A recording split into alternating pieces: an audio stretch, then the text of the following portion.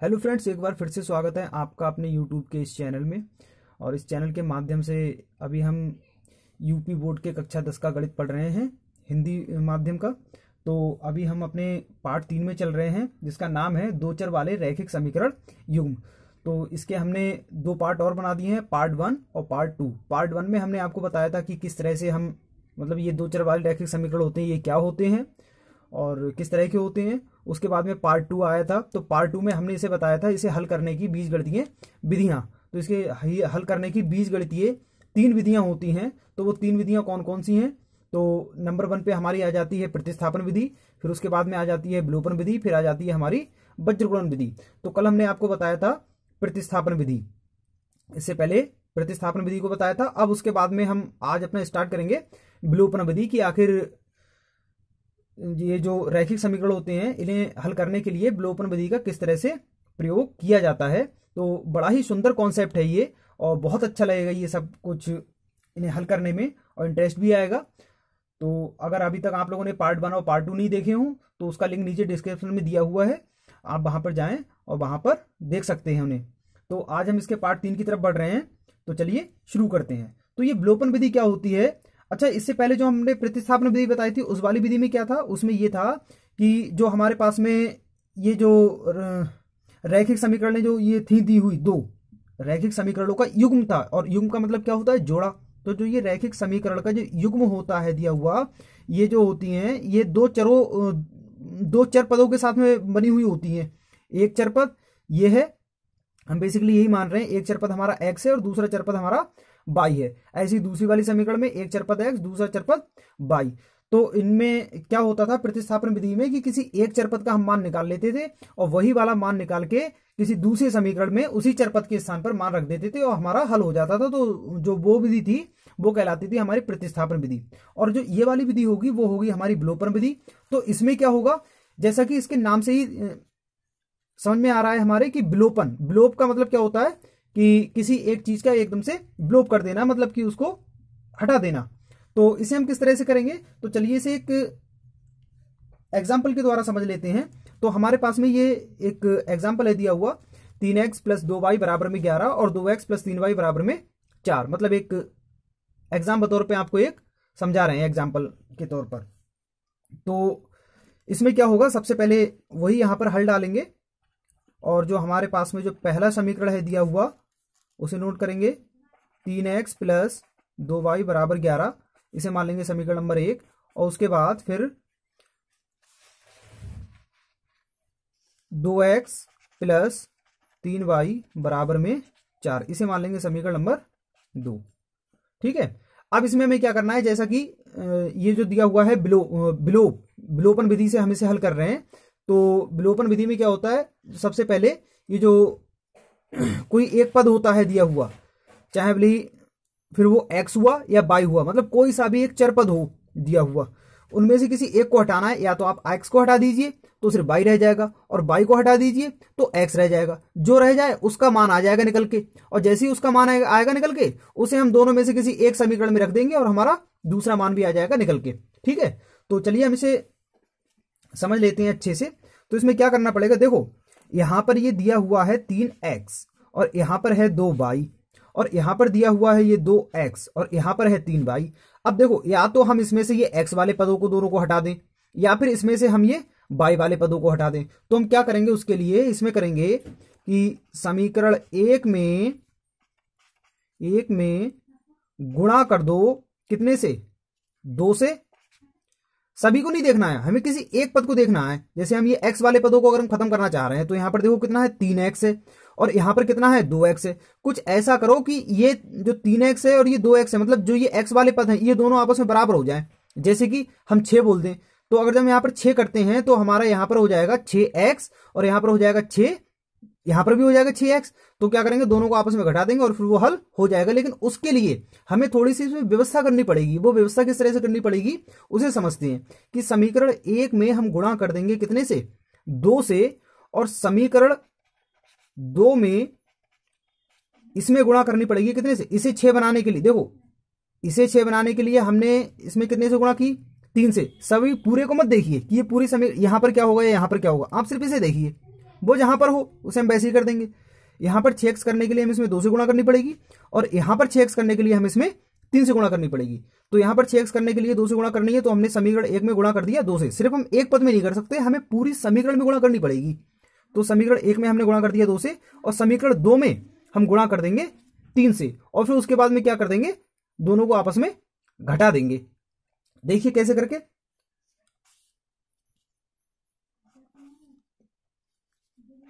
इस तरह से ब्रैकेट में बंद कर देते हैं। ये बस आपको समझाने के लिए हमने दे दिया है, वैसे इसमें बहुत लंबा लिखा जाता है, इसमें की वीडियो बहुत ज्यादा लंबी हो जाएगी। तो इसमें चलते हैं। तो 2 तियां 6x, समीकरण 1 में गुणा करनी है 2 से, तो हर एक पद में 2 से गुणा करो। जैसे ये एक पद है 3x, दूसरा पद ये 2y और बराबर में 11, तो इसमें गुणा करेंगे 2 से। तो 2 तियां 6x प्लस 2 दूनी 4y और बराबर में 11 दूनी 22, ये आ गया। अब उसके बाद समीकरण 2 क्या है, समीकरण 2 में कितने से गुणा हो रही है, 3 से, और समीकरण 2 हमारे पास में ये है, इसमें हम 3 से गुणा कर देंगे। तो 3 दूनी 6x प्लस 3 तियां 9y और बराबर में 3 चौक 12, और दोनों को आपस में क्या करेंगे, ये जो बीच में ये चिन्ह लगा हुआ है ये क्या दर्शा रहा है, घटाओ। और घटाने में हम, घटाने का कॉन्सेप्ट हमें पता है, ये चिन्ह होते हैं तो नीचे वाला जो भी ये पूरा ये व्यंजक लिखा हुआ होता है, मतलब समीकरण ये जो लिखा हुआ है, तो इसमें क्या होगा, इसके चिन्ह विपरीत हो जाते हैं घटाने पर। प्लस होता है तो माइनस, और माइनस होता है तो प्लस। अब देखो किसी भी संख्या के पहले कोई सा भी चिन्ह नहीं होता है तो क्या मान लेते हैं, माइनस का, नो सॉरी प्लस का। तो यहां पर क्या हो जाएगा, माइनस, यहां माइनस और यहां पर भी माइनस। तो ये 6x से 6x कट गया, क्योंकि प्लस का 6x, माइनस का 6x कट गया। उसके बाद में यहां से ये रहा हमारा 4y और यहां पर है हमारा 9y। तो यहां से कितना हो जाएगा, 4y में से 9y जब आप कम करोगे तो यहां से बचेगा माइनस का 5y, और बराबर में यहां से देखिए कितना बचेगा, यहां से बचेगा 10। अब उसके बाद में इसे हल कर लो, तो y बराबर हो जाएगा हमारा 10 बटा माइनस का 5, 5 एकम 5 और 5 दूनी होता है 10। तो यहां से हमारा y का मान आ गया निकल के, y का मान आ गया कितना, माइनस का 2।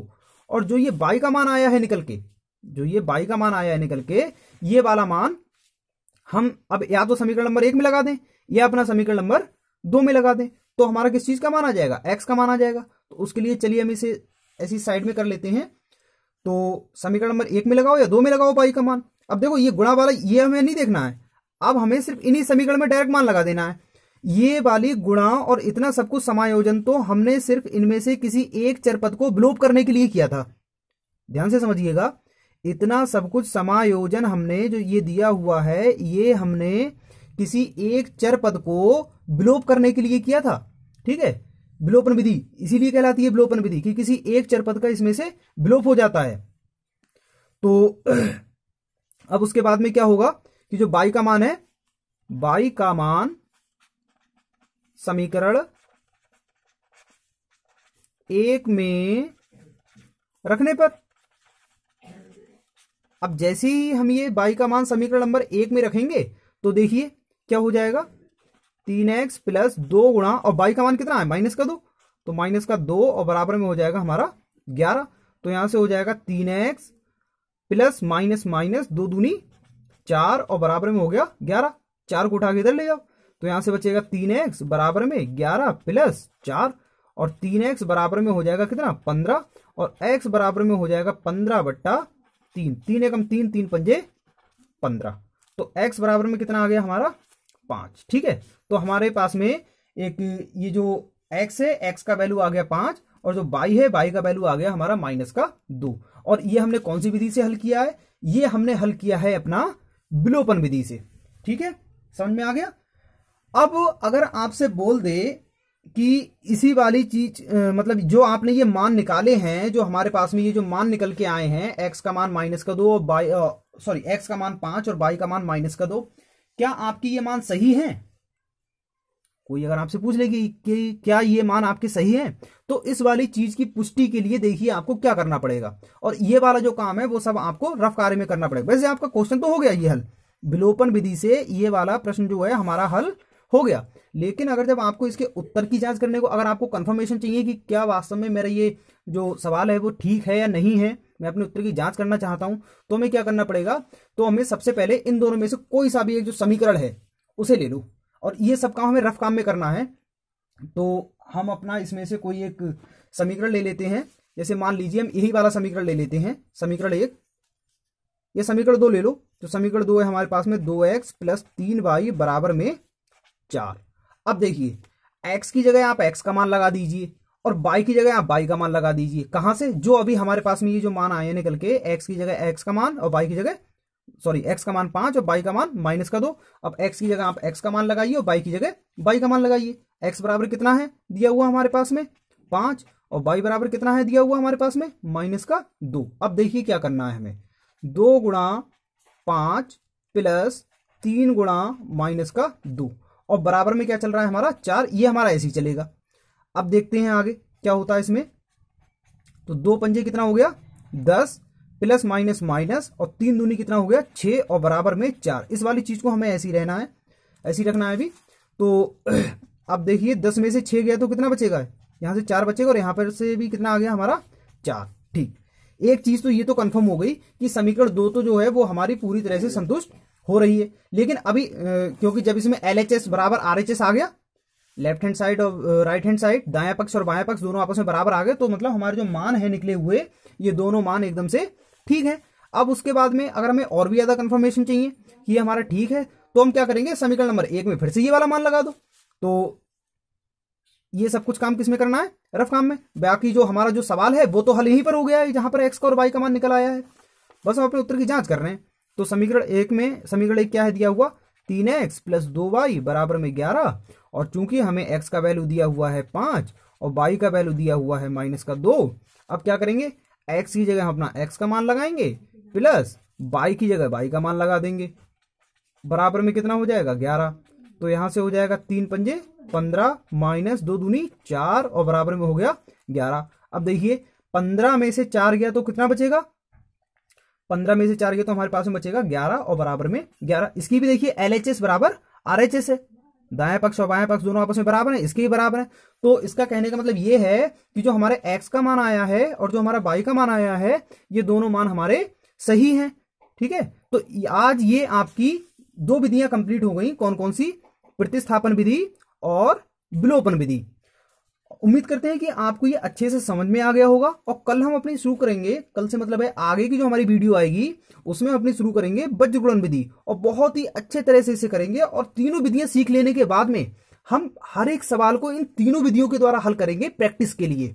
हर एक मतलब ज्यादातर क्वेश्चनों को हम अपने कुछ एग्जाम्पल के तौर पर कुछ क्वेश्चन लेंगे, उन्हें हम तीनों विधियों से हल करके देखेंगे कि क्या ये क्वेश्चन वास्तव में तीनों विधियों से हल हो सकते हैं। हो सकते हैं तो अच्छी बात है, नहीं होते हैं तो फिर हम उसे सीखेंगे सभी लोग आपस में।